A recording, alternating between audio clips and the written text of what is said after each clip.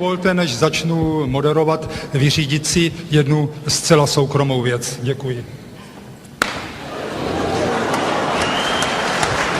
Pan minister rád byl předem varován, varoval jsem ho tiskem, je to moje ryzí soukromá záležitost.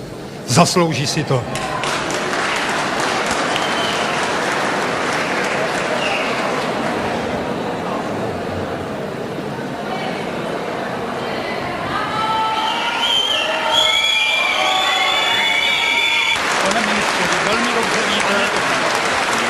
Pane doktore, tady to vyřizovat nebudem. Vy jste mě napadl zbaběle ze zadu. Proč jste se mi nepostavil jako chlap čelem?